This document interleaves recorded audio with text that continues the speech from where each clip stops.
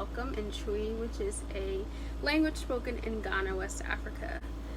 If it sounds like I'm congested, it's because I'm getting over an allergic reaction. I was in Atlanta, Georgia with my family for a vacation, and it was completely amazing. 11 out of 10 recommend everywhere that I vlogged about. It was just a great break from North Carolina and also a great time with my family. I'm gonna stop myself to say I'm trying to speak over my air conditioner, so I really apologize if you are struggling to hear me, but I recommend listening with earphones. That always does the trick for me. But anyway, I had an allergic reaction to something, and my lips swelled up and my throat swelled up. I couldn't breathe comfortably for almost 3 days, and I'm grateful now to be in a space of being healed. I'm grateful that God, touched me, showed me some love, and kept me, because it's so easy for us to take our health for granted when there are people every day who wake up and as soon as they open their eyes they're in pain, or some people who didn't even wake up today. So I'm grateful that I am feeling a lot better, and I wanted to just go ahead and push this video out. And I actually wanted to do it sooner when I got back from Georgia, but I was feeling terrible. I could barely talk, so I didn't want to exert my energy for talking for a video. So I'm happy to be back. Thank you. I hope that you enjoy it. Please be sure to like, comment, subscribe, and just keep watching. I'm not an expert, I'm not a relationship counselor, anything like that, but I want to give my advice through the lens of a daughter of Christ, and as a Christ lover and follower. That's the basis for everything that I do in life. So I hope that you understand that. I hope that you respect that. And even better, if you're a sister or daughter, if you're a daughter or son in this Christian army, welcome, and I hope you enjoy what I have to say. I'm going to start off by recommending a great book. Shouts to my friend Glanisha. She ran a book club this summer, and this book, it changed my life. It's called All About Love by Bell Hooks, and it's not only about relationships, it's about love from the, in the sense of community, parents, family, just all aspects of love, because love is not, what's the word I'm looking for? Isolated to only relationships or friendships. Love is throughout many different sectors in life, and it kind of questions love, our twisted definitions of them that were given to us as children, even as we grow up as adults. How can we better define what true love is, healthy love, love that is open, love that is honest. I don't want to give away too much of the book, but I definitely recommend you reading it, and I believe you can find it online as well. It is 237 pages long, so it's not long at all. It's amazing. I read a lot of books pretty frequently, but apart from Homegoing by Yaa Gyasi, which is a Ghanaian author, this is definitely my favorite book coming into adulthood, so I recommend that for a start. The best piece of advice that I can offer for someone who is, especially someone who is single, and you're kind of in this season of feeling down and disappointed in yourself about being single, whether that's you've never been in a relationship, or you're coming out of a relationship, or you want a relationship but you're not pursuing anything, I want to encourage you to recognize that whatever season God has you in is the season He wants you to be in.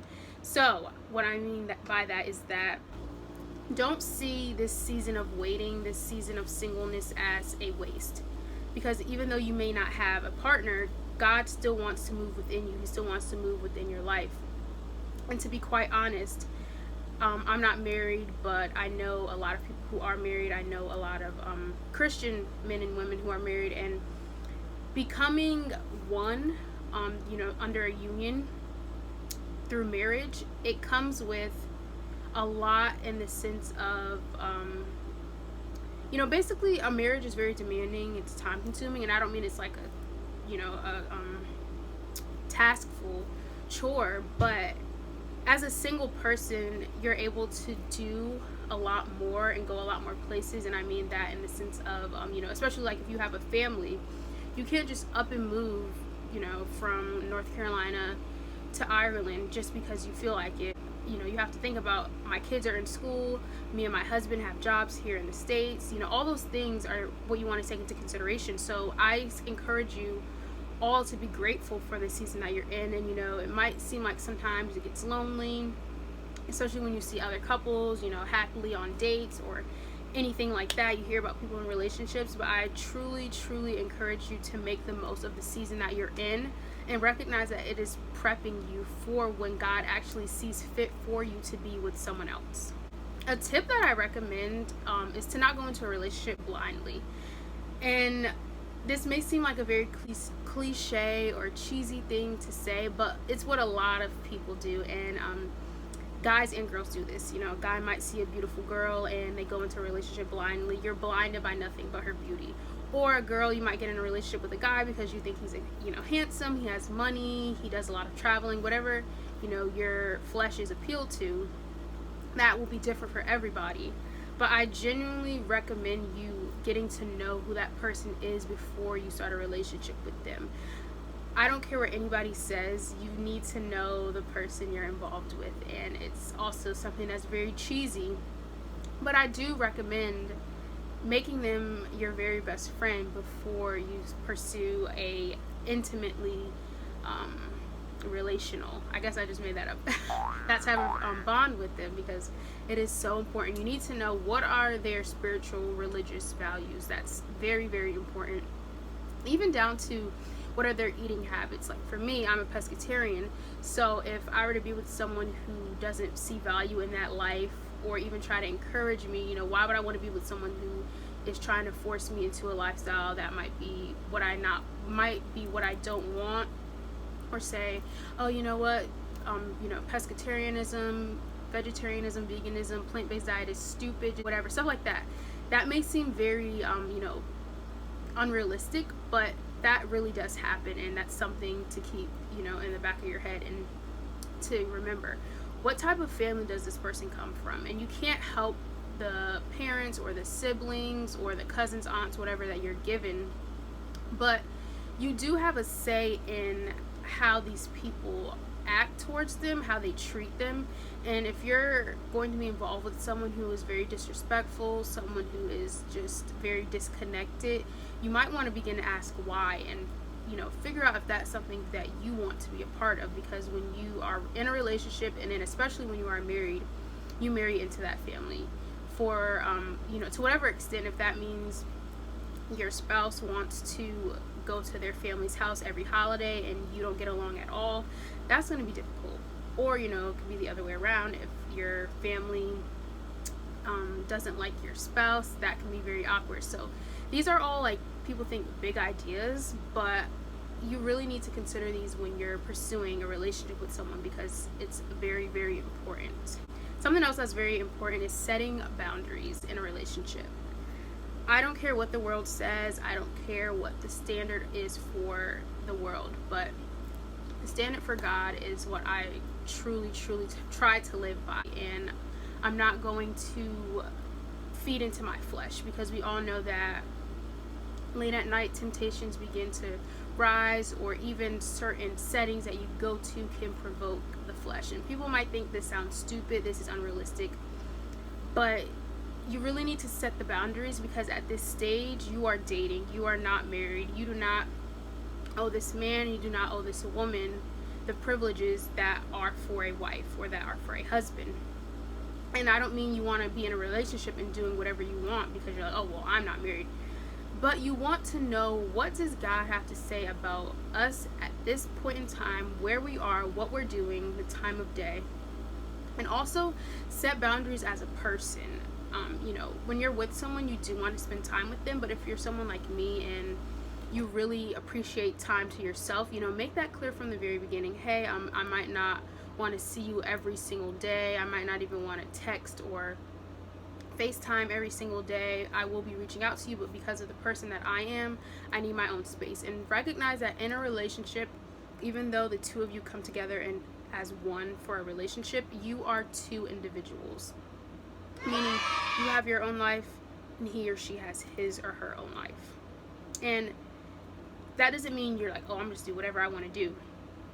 But you should not base what you're doing just off of that other person. If God gives you an opportunity to, let's say, move across the ocean and start a career, and you're gonna let a person hold you back, I just really don't advise that.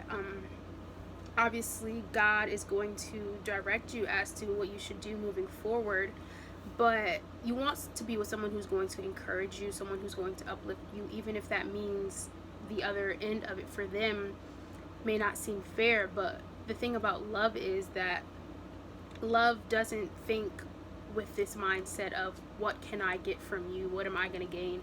Love is really about pouring into other people, and of course we should feel loved and we should get love from other people.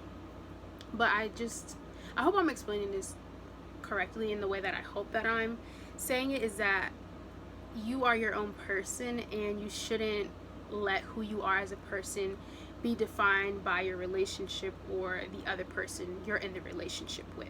I also advise you to not settle.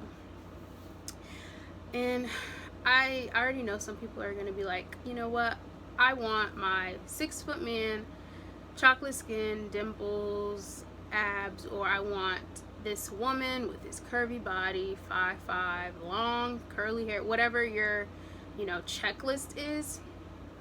And there's nothing wrong with having a type or wanting to be with a certain type of person, but you really limit God, and you limit what he can do when you are so stuck on what you want. Because sometimes we think we know what's best for us, and we can miss the most beautiful thing in our life because it doesn't come wrapped up the way that we want it to. That could be a person, that can be a job, that can be school, that can be any type of opportunity that God is trying to bless us with. But if we turn our eyes away from a potential blessing, who are we to blame but ourselves when the blessing is given to another person who's more appreciative of it? Don't ever get to the point where you just settle for a person because you feel like that's the best that you can do. Settling is never the way to go. To listen to God's voice, and you need to really ask him, is this someone that you should spend the rest of your life with? Is this someone who you should even entertain a conversation with? Because before you know it, a conversation that goes from, hey, how are you,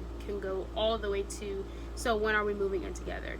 And you never want to make a decision outside of the fold of God, because then you have to keep that and you have to maintain that. Courting is the man's responsibility. I cannot stress that enough. Ladies, you do not need to chase a man. It's in the Bible. I will find the scripture for you. He who finds a wife finds a good thing. And I might have misquoted that a little bit, but I will put the exact Bible scripture on the screen. Just wanted to lay that out right then and there. You need to trust the ability of God to navigate you towards the person for you.